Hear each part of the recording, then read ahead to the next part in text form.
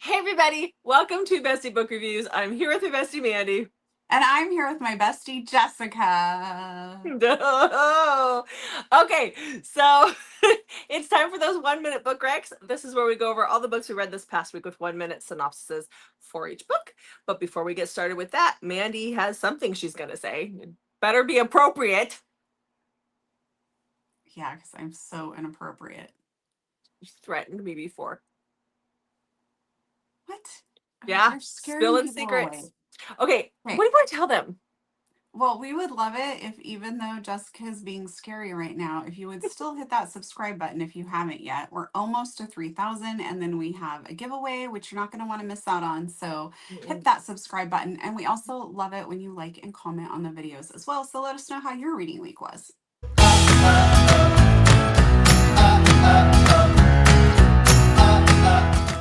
Speaking of, how was yours? It was good. I read 8 books. Nothing is like, I had one book that did stand out, and then the rest were like 4s or a 3. So I read 8 books, and Always have to compete with me, don't you? oh yeah, one was Did like, you read 8 novellas so you could keep up with me? haha, very funny. um, it was a roller coaster. Let's put it that way. It was a roller coaster for me this weekend or this week. I actually saw some of your Goodreads pop up, and it looked like you had a very good reading week. I had a couple that were amazing, and then I had like there's one that I gave 1 star to. Nice. Yeah, yeah. So, all right, well then let's get talking. I actually have 2 that I gave a second chance to that I didn't care for the first time, and so I did a reread of them to see if that, because they're popular books. So, What a waste of time. no, that's not true. Rereading a book you didn't care for to see if you might like it a second time when you literally have hundreds of books to read. It's what I wanted to do.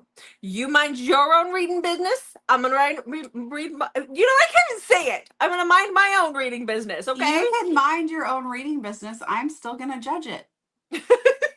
Okay, anyhow, let's talk about my first book, which was one of these rereads. So this is, which before when I read it, I physically read it, I listened to the audio this time. So this is Lord of Population by Elizabeth Stevens. This one I didn't care for the first time around when I was reading it. I actually got really bored in it. But this is a post-apocalyptic, but it's like post-apocalyptic because aliens come to Earth, but they're very human. They're human like aliens. They're just taller than the rest of us. And so this is about our hero, which is Cain. He is this alien type creature. He kind of glows a little bit, but other than that, there's, not much difference to him. He's laughing. And our heroine, who we never really know what her actual name is, when he tells her his name is Cain, she tells him her name is Abel. And then she just goes by that for the rest of the book. This was originally 2 books. It is now 1 book. So anyhow, so Abel is with her sister, or what she calls her sister, it's like a best friend, and her little girl, and they're trying to survive in this post-apocalyptic world when these big giant alien guys come out of nowhere, and they're in the middle of a little bit of a battle, and something happens and the little girl gets kidnapped. And so she decides she's going to go try and get this little girl back. And before she can do that, she steals something from the alien she believes is dead, and because he's really been killed a lot, but they don't die very easily, and that is Cain. And then Cain comes after her and keeps her. So I gave it like 2 stars when I first read it. I'm gonna say it's like a 3.5, 4 star. I kind of got bored in some spots. It wasn't as amazing as everybody says it is for me. It just didn't. I mean, I might try the next book in the series, but I don't know. I'm a glutton for punishment, apparently. It it was missing something, but I did enjoy certain parts. Does that make sense? Okay, what did you read? Okay, my first book is a Taboo book that has a little bit of plot. It's shorter. I can't remember how long it was. It was not very long. Okay. So therefore, you kind of have to just go in with it. Okay. Yep. Okay, here we go. So it is called Step Tease by Danny White, and this is about Jenna. And this is a weird part for me, but I just went with it. So Jenna's 18. Her sister had a baby. Her sister, I think, was like in the military, so she was stationed somewhere else. So she was taking care of the baby. So she somehow started lactating and was breastfeeding the baby. So her sister's now back and has taken the baby back, and Jenna's mom is with this boyfriend that is no good, and he ends up hurting her. And so Jenna then goes to live with Cade, who just got out of jail, who was married to Jenna's mom, and he is very happy to solve all of her problems, including her lactating problem. My God. Okay, you can switch me back now. So you give me shit about what I'm reading. What the heck? Wow. We have a Taboo video coming.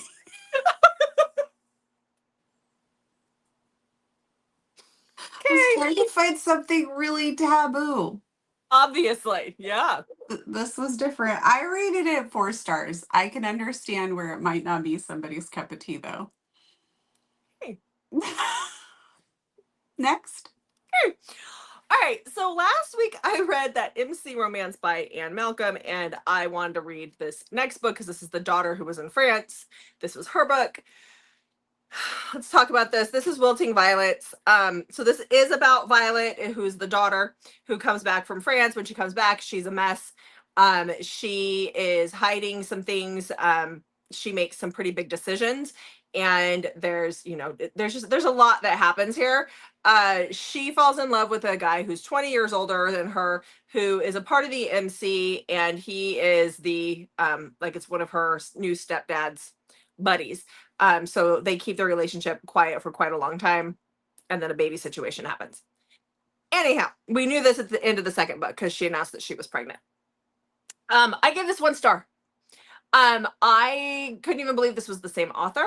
I was tired of look, we all love a good girl boss, love a good girl boss, a strong heroine. But if I had to hear the word patriarchy one more time in this book, I was going to lose it.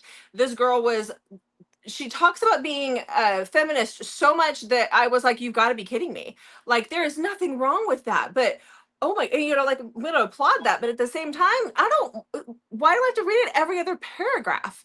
And there was a lot of telling, not showing. Did I say that right? Telling, not showing. I always get that backwards. And this did not work for me.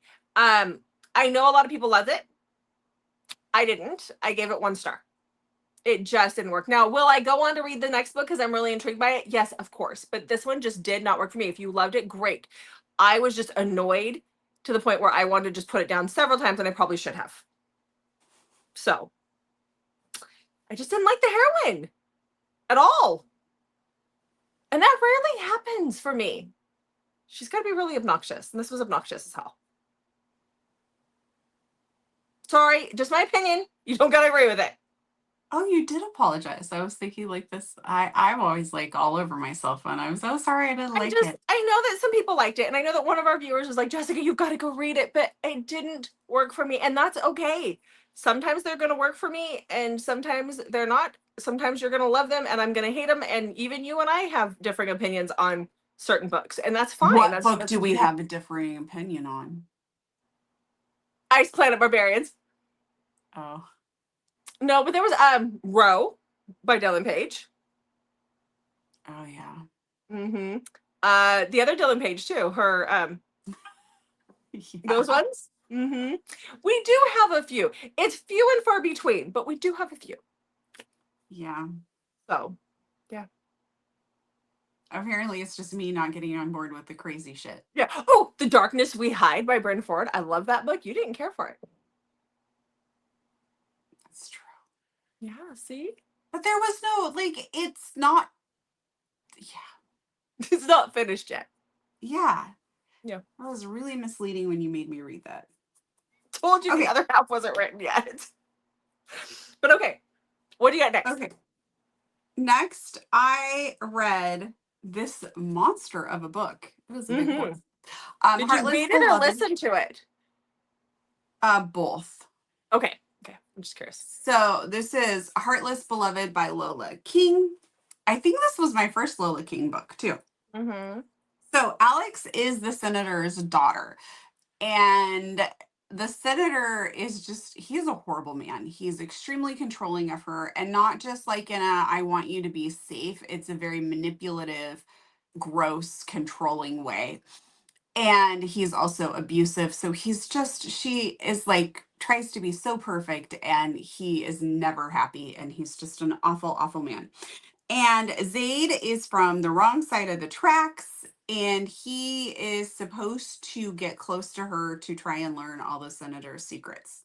And of course, that is not going to work out exactly well, because he's going to realize that there's so much more to Alex than just the goody goody, senator's daughter, rich girl persona that is put into the public. I really enjoyed it. I rated it 4 stars. Some crazy ass person complained about all the Taylor Swift references in it.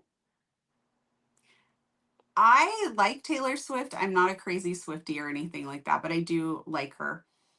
And I didn't really like, I they must have gone over my head, or they just didn't Because you bother like me. her. But I didn't feel like, yeah, it was overly done or anything. I am not a Taylor Swift fan at all, and they drove me insane. But I loved the book. I love Lola King, and I forgave her for it. You don't like any Taylor Swift songs? Not really. Not really. Taylor Swift is just not my cup of tea. And either is football. What is wrong with you? Nothing. Nothing at all. Okay, let's talk about my next book. You used to go watch football when we were in high school. You made me. You made me. You would make me on the promise that somebody would be there that'd be cute, and it never happened. I had high hopes for the other teams. I'm sorry. Same. Okay, so the next book I told you guys last week in one of our trope videos that audio is coming out for Omega Founded, and I wanted to listen to that. So I did. So we'll just talk about it really quick. So the audio for Omega Founded is done by Cecily Foster and Walker Williams. They did a fabulous job. If you guys need a reminder of what this is about, this is an Omegaverse. It's a very well done Omegaverse, but it is set back in the Wild West. And almost like a different world, because you do have your packs, like you're designated, and then your humans, and they are separate. But this is a mail order bride who is on the run, and she's running from something pretty bad back home. When she gets to this town, and she meets Mr. Hartlock, or Hale Hartlock is the hero. He has decided that he needs a mail order bride to help take care of his little brother and their farm, because their mother and father have died. And so it is him and his little brother, his brother who's just a little bit younger than him, like a year younger than him, and then their ranch hand.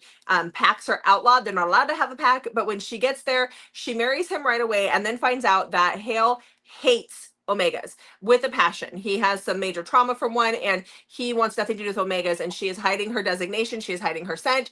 And so she decides that she's going to continue to hide it. She wanted to tell him she was going to continue to hide it. And that leads to a lot of heartbreak. That leads to a lot of angst, like a lot of angst. Probably the most angst I've ever read in an Omegaverse, or close to it. And the best grovel ever written. So I still love it. It's one of my top reads so far this year. The audio is amazing. The audio people do great. They did a great job. And it was my second time around listening to it. I probably would have given it 5 stars if it was my first time around listening to it, but I think because I read it, I enjoyed it a lot more. So just gonna put that out there. Physically reading it added to the angst, but I still enjoyed the audio a lot.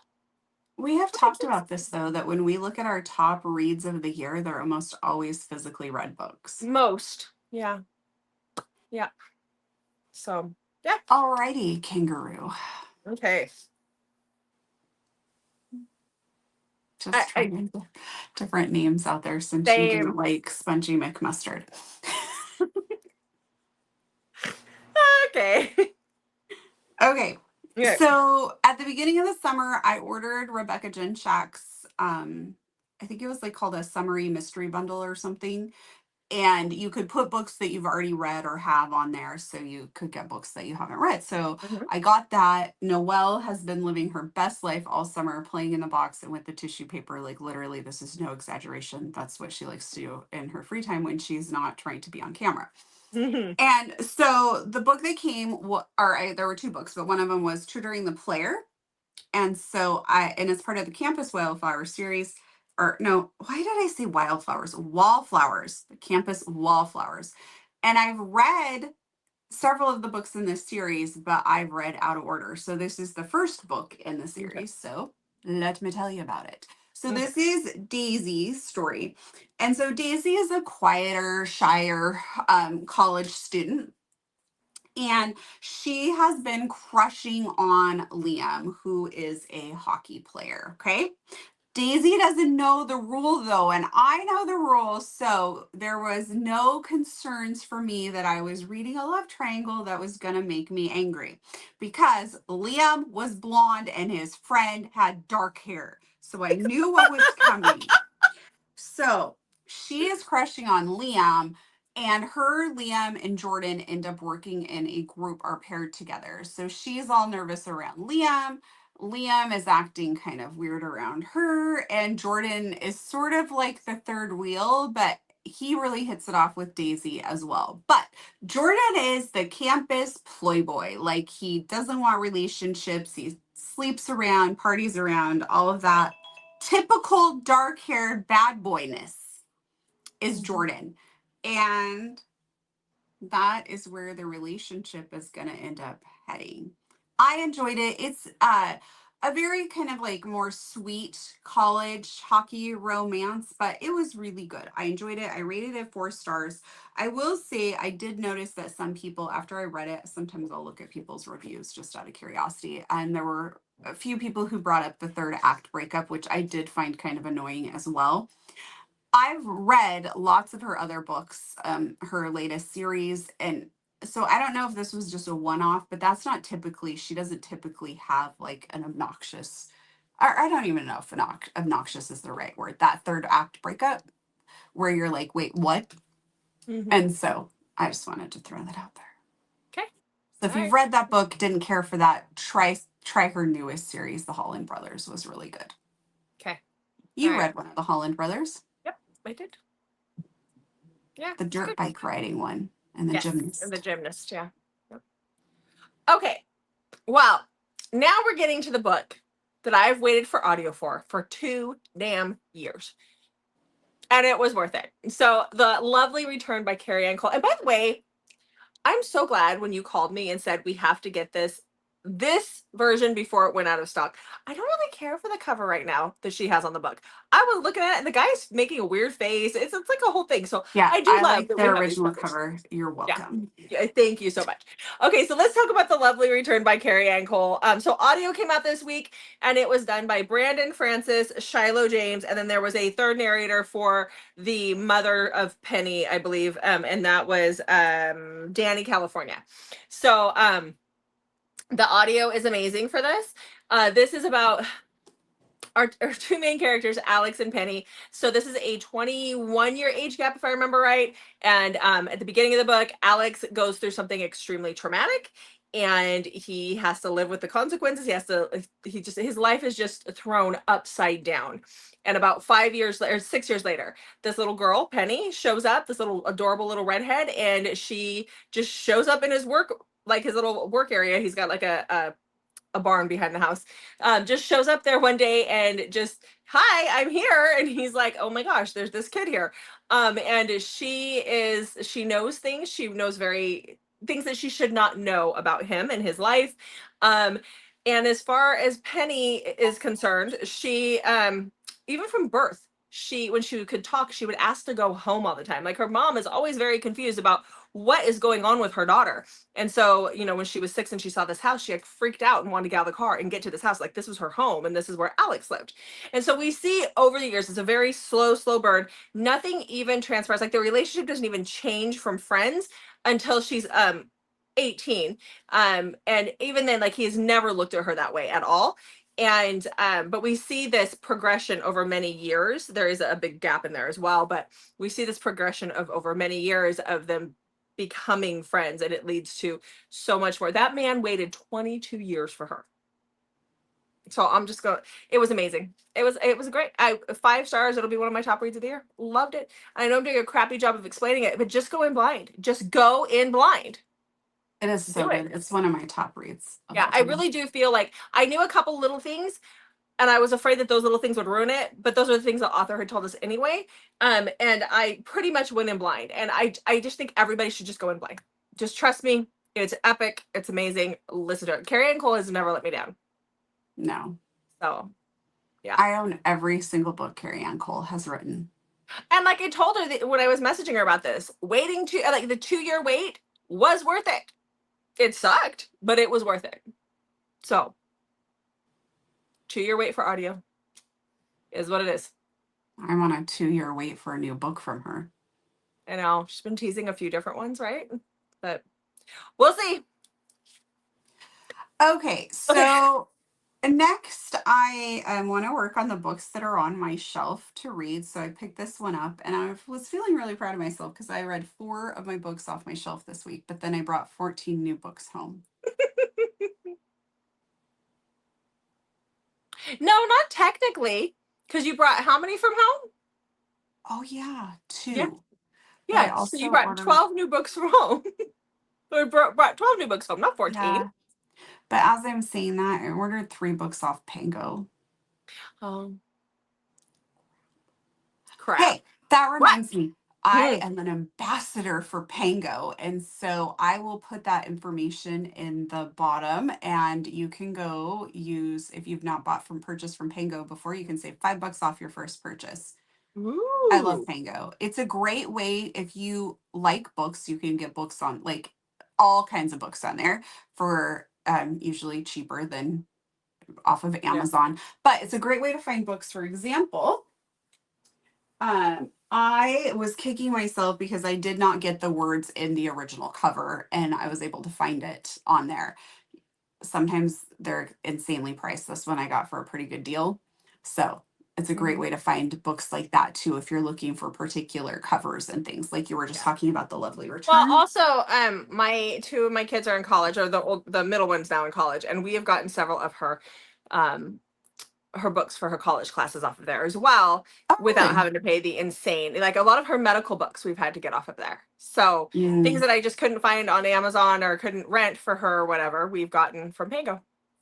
Yeah, so Pango's a great place to check out. Okay, so next I read, have you read this one? Whispers and the Roars by Kay Webster? No, but I have it. This is like, I think it's a signing exclusive or something. So like, yeah, my cover's different. It's raised, I think is the technical term, not bumpy. Okay, so the back, if you read the back, you'll be pretty confused probably on what exactly this book is about. And there's a reason.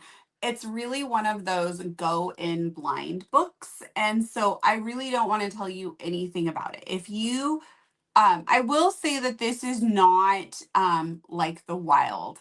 Okay. So if you're not really into Kay Webster's Taboo stuff, this is not Taboo.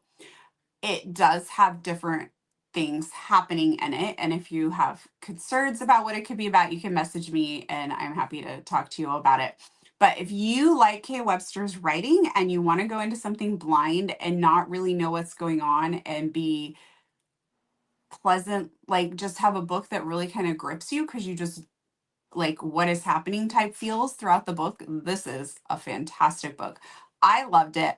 I originally was like, oh, when I finished, I'm like, oh, this was 4 stars. It was really good. And then I changed my rating to 5 stars because I like found myself, I read this towards the beginning of the week, still thinking about it throughout the week. And I'm like, I actually feel like this was a 5-star read. Like this was, it was different. And sometimes for me, when something is just really different, that really just hits differently for me because we do read a lot. But anyways, so Whispers and the Roars, really good if you're looking for something different. Okay. All right. So the next book I have is one that I gave that second listen to. And this is one that is loved by a lot of people, so I'm going to be careful here.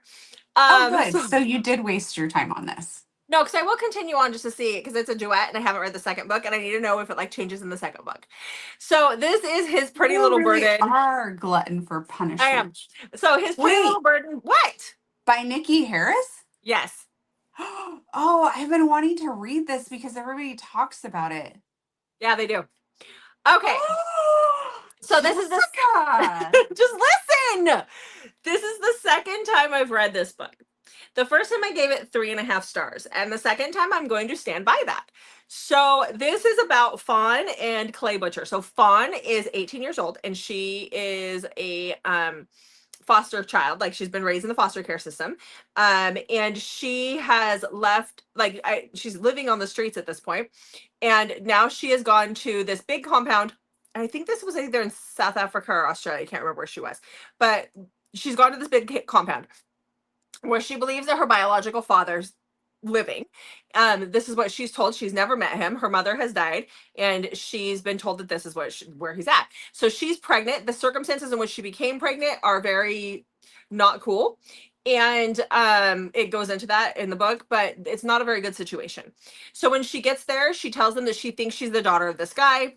They bring her onto the compound. That is where she meets Clay Butcher, who is like the mayor of the town, Lord Mayor of the town, but he's also like the head of the Cosa Nostra, or he's wanting to be the head of the Cosa Nostra, whatever. He's married. He has a wife, but she lives in that house and it's a marriage of convenience. They share a mistress. So, there's that going for him.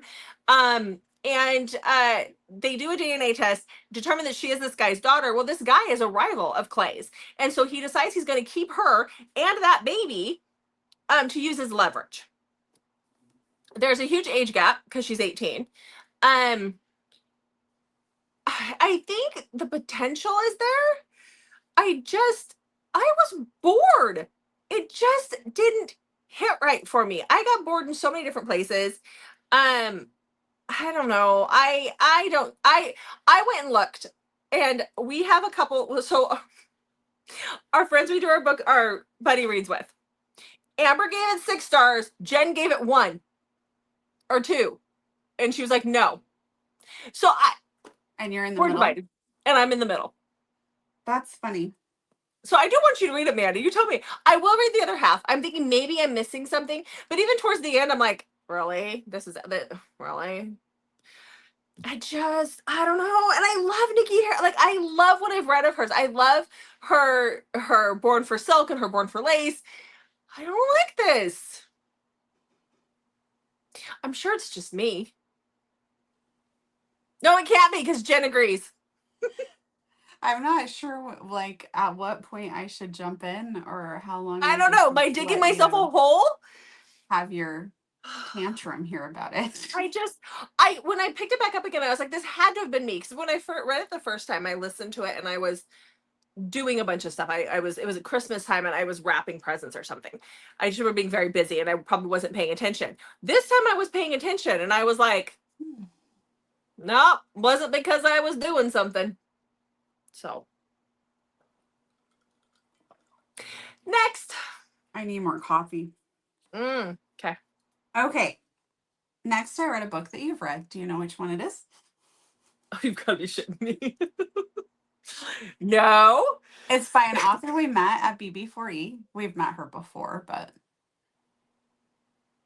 No. Oh, man. Okay.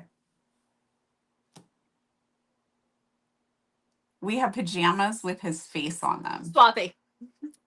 Well, that's the author. Yeah. Pitch for me. Yes, good job. So I read Pitch for Me by Swathy MH. And yes, we do have the pajamas that are referenced in this book. Swathy gave them to us. We love them. They're actually very comfy. They are. Okay. So we have Troy and Serena. So if you've read Pretend for Me, at the very end, they go to a baseball game and Serena like dives down on the ground. And that's kind of where this book, we start back up with like where she's like mortified that Troy is over there. And it turns out it's because the two of them had a one-night stand. And she learned some things about the situation and basically fled. Troy has not been able to stop thinking of her. So Troy is also a single dad. He has full custody of his little girl who is deaf, and his parents help out as well with the whole situation. And then Serena is a single mom to a boy whose dad is still in the picture, but not as well as he probably should be. And he was a pro, or is a pro golf athlete. And so Serena has sworn off pro athletes. She's like, does not want that lifestyle, does not want that type of man.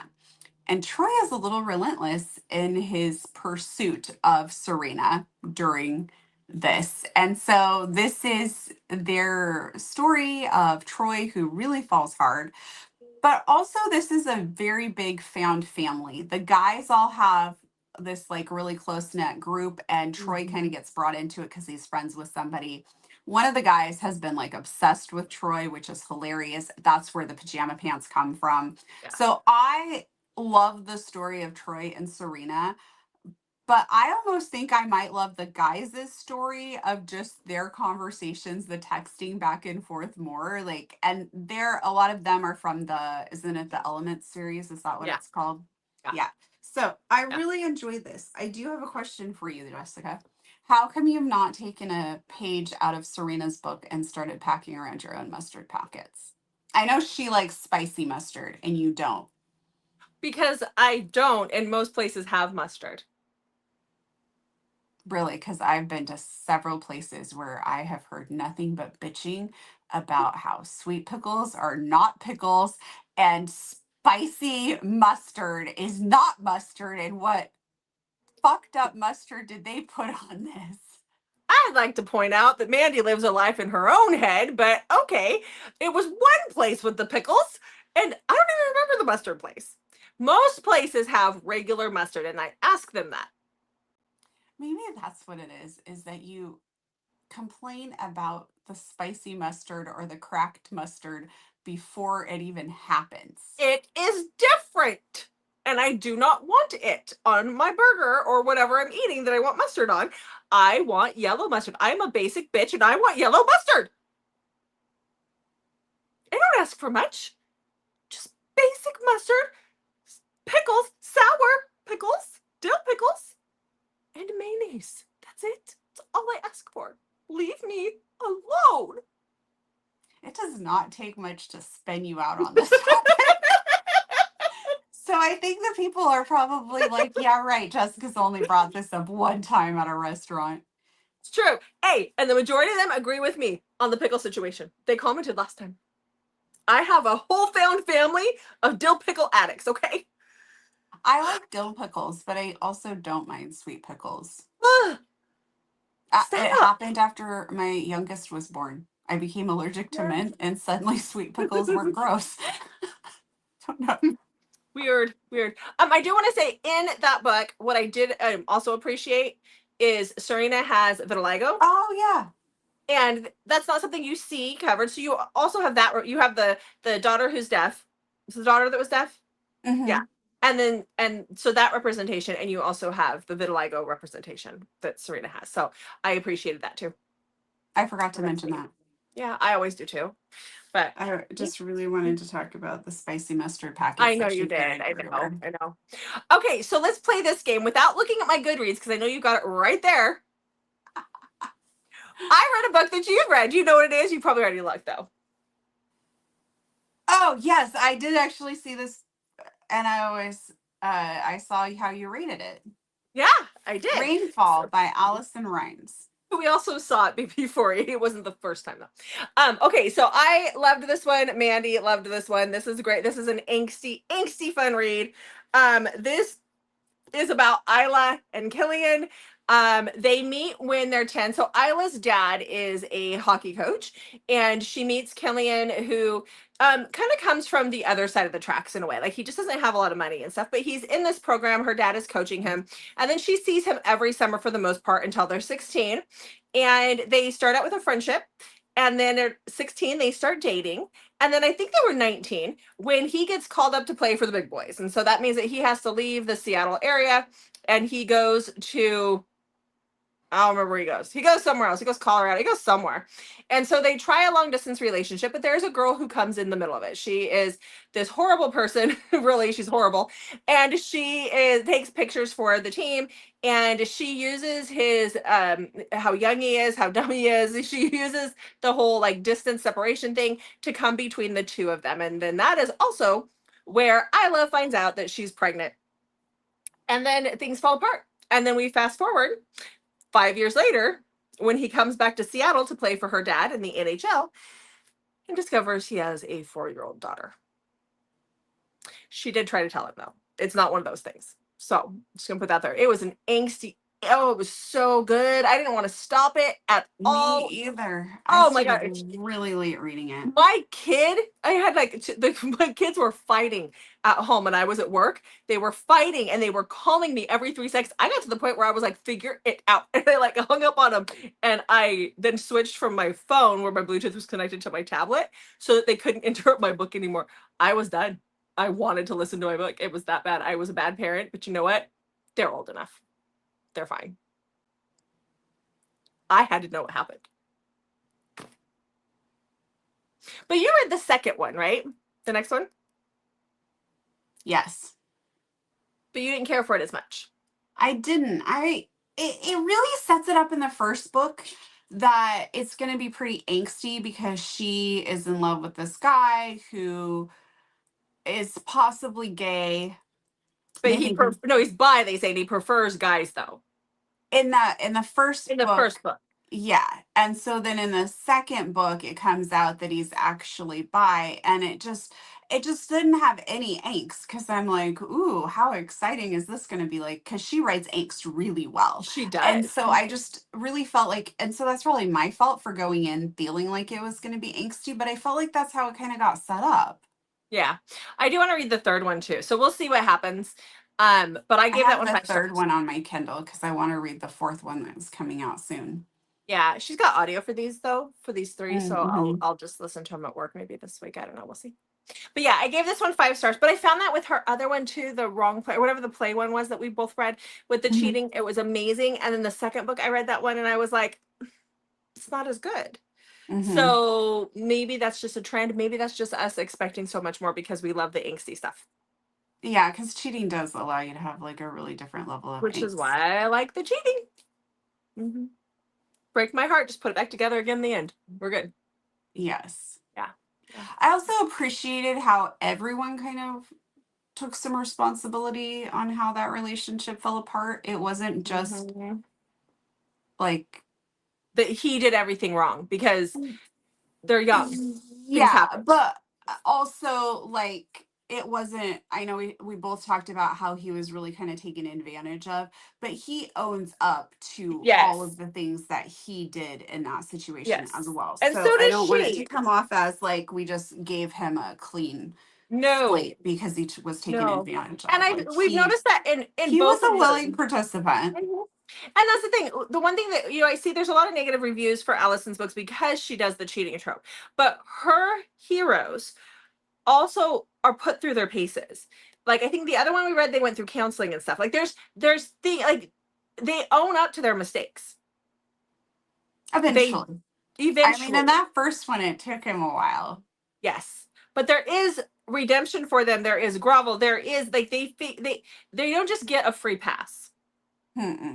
There's growth. And you see that. Yes. So, yeah. Yeah. Okay, what's next for you? Okay, next for me is a book that I've been talking about wanting to find a prison book that I feel like could really deliver the angst. And I apparently am a real picky bitch on this because I want the high angst, but I need the person to be in there for like something more, you know? And either he's in there for something more and it just doesn't have the angst, or we get some of the angst, but he's not really a bad guy. Yeah. Give us both, dang it. Yeah, I don't need him to be like, like, like dark romance where the hero is usually kind of a bad guy, probably not to our heroine. No. And so I feel like we got it in Obsession. We did get it in Obsession. And that is the only time that I need it. I Well, I did want like it the one more.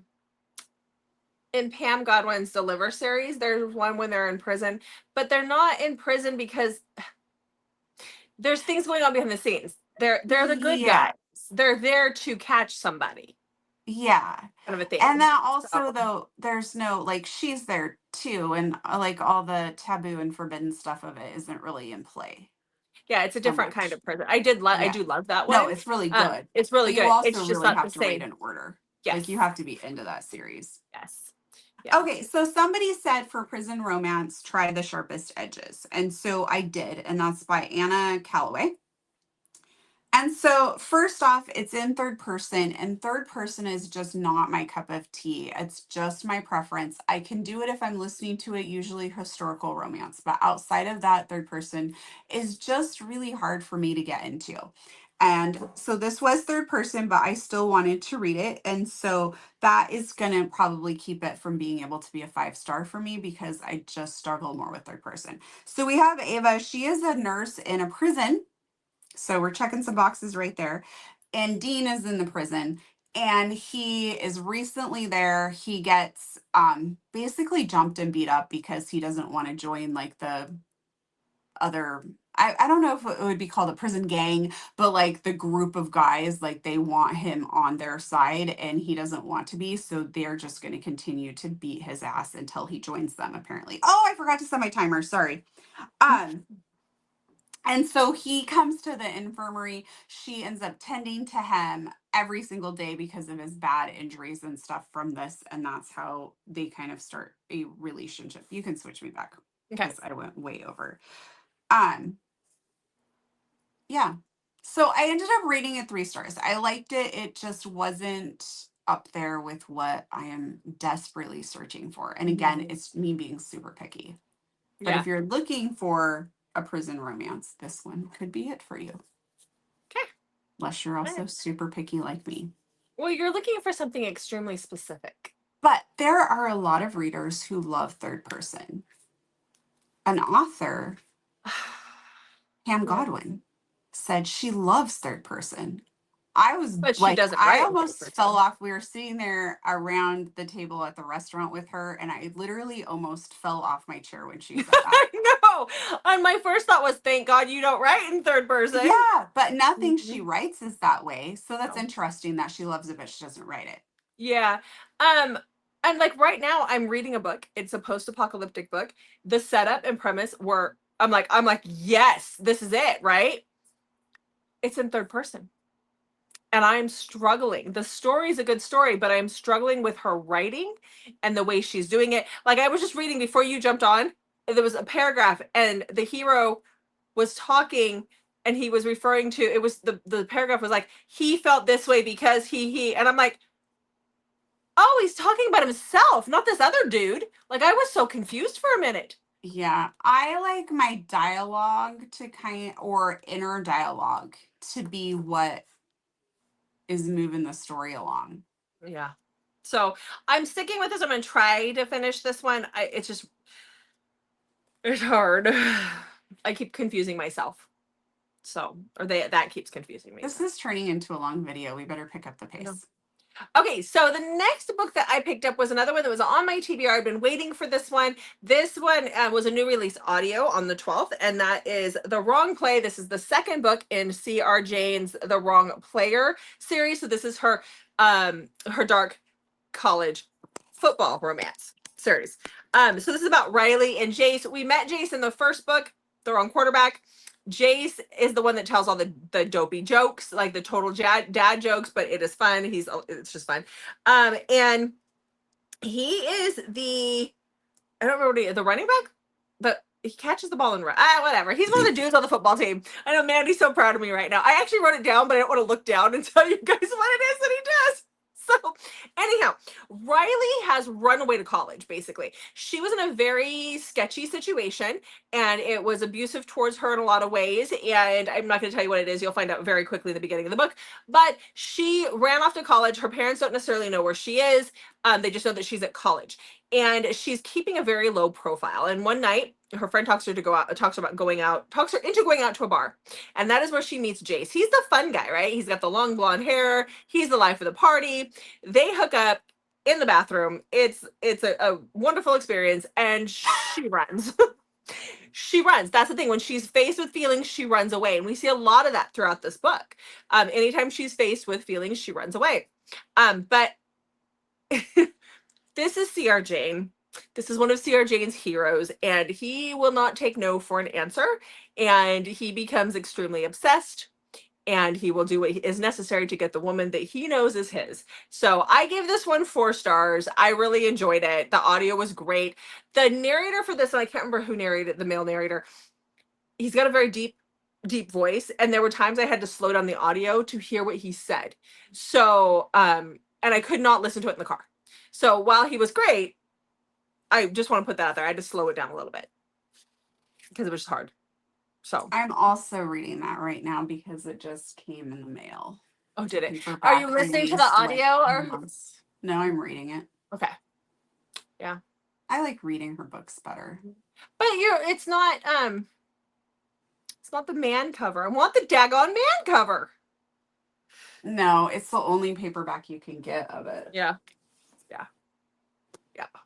So, okay. With the blue sides, which has made me think that because I have the wrong quarterback with the man cover, but she says she's probably not going to have the man cover. So I've been thinking I need to get the one with the pink sprayed edges and stuff to match. But then at what point is that just ridiculous? At what point do you just see if something happens later? Okay, my next book. So we've been talking about reading our physical books, and then we mentioned maybe we should do like a video with Kindle. I know some people have asked us about that before. And so I was like, I actually have quite a few books on Audible that I haven't listened to that I have in my library. And so I decided to go there for my next listen. And so I listened to Inappropriate by Vi Keeland. And this is narrated by Sebastian York and Andy Arndt. I think they're kind of Vi Keeland's go-to. Andy Arndt does a lot of Vi Keeland stuff, and so does Sebastian York. I love both of them. It's very easy to listen to. So we have Ireland, who gets fired for a video of her that was posted on social media where she was like at a nude beach and she was topless. It was private, but somehow it was on social media on private, but you know how social media is. And so she gets fired for this inappropriate behavior, and she's pissed because she's worked there for 9 years. So she goes above her boss to like the boss's boss's boss, to the head, the CEO. And she sends him an email letting him know what she thinks of his business and their practices. Well, they end up kind of messaging each other back and forth for a while, and Grant, who's the CEO, decides he really wants to know more about this. So he decides to kind of look more into what's gone on here and ends up meeting Ireland and gets her job back. And he's very intrigued by her. He's got kind of, I don't know if I'd call it a dark past, but it's kind of like it's a tragic past. And so he's rather guarded, and she's kind of the first person to kind of make him break out of his guardedness a little bit. So there's a lot going on in this one. I enjoyed it. I rated it 4 stars. Okay. All right. Well, for my last book, we can just stay on here. No. So my last book was the book that I read for our next Convincing My Bestie video. That will be out on Thursday, I'm assuming. Typically it's a Thursday. And I really enjoyed it. So you guys really need to go watch it. Mandy chose a very interesting trope that we're still trying to figure out what she's going to call it. So, yeah, just go watch that on Thursday. It's a mystery until then. Okay. So next I have one that was on my TBR back in, I want to say it was my June TBR, and people in the comments have been mentioning a couple of times that I need to read this, that I would like it. And so I read Tanner by Samantha Skye. And so we have Victoria, whose fiance cheats on her. And she also loses her job, but she inherits a farm. And so she decides this is like the time for her to do this. So she packs up and moves to the farm. Her fiance is not very happy about this. He thinks that they should be able to work through this and that it wasn't what it seemed. Or it wasn't what it looked like, even though she walked in on him with another woman in their bed. But it wasn't like it seems, right? So, anyways, he's not quite given up on her yet. So she moves to this farm. She doesn't really know what she's doing on the farm, but she's determined to make this work. And her neighbor is described as a really grumpy guy. I didn't find him that grumpy. I don't know. Maybe I'm desensitized to older grumpy guys. And he's like really wealthy, like has a helicopter, all of that stuff. And well, it's true, perhaps. So, What are you saying about your husband? anyways, that was my timer. So he ends up kind of falling for her. She kind of falls for him, but somebody is not happy that she is there. And so it's definitely like that romantic suspense. So he is, I think, 20 years older than her. I didn't really feel the age gap that much. His son is like her age, but it didn't really seem that age. I don't know. I don't know. I really enjoyed it. I still rated it 4 stars, but I don't know. I think I like the age gap when it's like a little more on the taboo side. Yeah. Like in Okay. Don't Kiss the Bride, Mm-hmm. Birthday Girl, that type of age gap taboo. Mm-hmm. Yeah. Okay. Was that your last one? It was. It was still good though. All right. I just want to point that out. Okay. All Okay. right. Well, that's Those it are for my us. 8 books. Mine too. Okay, I need to go read now. So No, see you later. You need to wrap up the video. Yep, wrapped up. Oh my gosh. Okay. Please make sure to check back on Mondays, Thursdays, and Saturdays for new videos from us and sometimes Wednesdays. And we would love it if you would hit that subscribe button if you haven't yet. Thanks for watching, guys. We'll see you in the next video. And comment below. Do that too. Jessica, crazy about mustard and pickles? Or are we all good? And you can tell us about your reading week too. Yeah. Bye, guys.